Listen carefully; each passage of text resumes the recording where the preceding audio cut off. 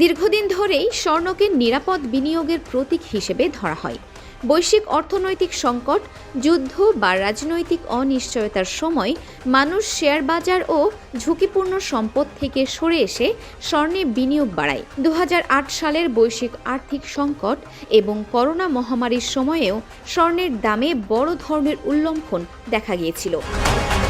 সব শেষ কয়েক বছরে সেই প্রবণতা আবারও জোরালো হয়েছে। 2025 সালে বিশ্বব্যাপী স্বর্ণের চাহিদা ইতিহাসের সর্বোচ্চ পর্যায়ে পৌঁছেছে। বিশ্লেষকরা বলছেন, বর্তমান মূল্যবৃদ্ধির পেছনে একাধিক কারণ একসঙ্গে কাজ করছে। বৈশ্বিক ভূ রাজনৈতিক অস্থিরতা ও যুদ্ধ উত্তেজনা, ইউক্রেন যুদ্ধ, মধ্যপ্রাচ্যের সংঘাত এবং বড় শক্তিগুলোর রাজনৈতিক টানাপোড়েন বিশ্ব অর্থনীতিকে অনিশ্চয়তার মধ্যে ফেলেছে।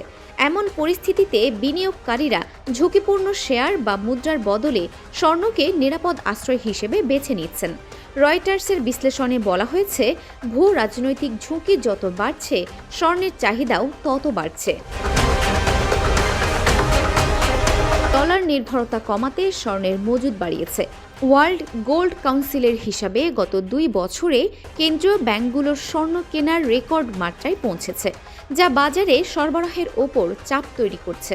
ডলারের দুর্বলতা ও সুদের হার নিয়ে অনিশ্চয়তা। এজি মার্কেট ও ট্রেজারি আইডি দেয়া তথ্য অনুযায়ী যুক্তরাষ্ট্রের মুদ্রা নীতি নিয়ে অনিশ্চয়তার কারণে বর্তমানে ডলারের মান ওঠানামা করছে। ডলারের বিনিময় হার দুর্বল হলে অন্যান্য দেশের বিনিয়োগকারীদের কাছে স্বর্ণ তুলনামূলক সস্তা হয়, যার ফলে চাহিদা বৃদ্ধি পায়। বিনিয়োগ বাজারে স্বর্ণের আকর্ষণ বৃদ্ধি। Exchange traded fund EFT, gold bar ও ডিজিটাল গোল্ডে বিনিয়োগ দ্রুত বেড়েছে। বিশ্ব গোল্ড কাউন্সিল জানিয়েছে, 2025 সালে বিনিয়োগ চাহিদা আগের বছরের তুলনায় প্রায় 80% বেশি বেড়েছে।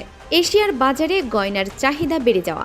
ইন্ডিয়ান হেরেল্ডের প্রকাশিত প্রতিবেদনের তথ্য অনুযায়ী সম্প্রতি বছরগুলোতে ভারত ও চীনে বিয়ের মৌসুম ও উৎসবকে ঘিরে স্বর্ণের ব্যবহার বাড়ছে।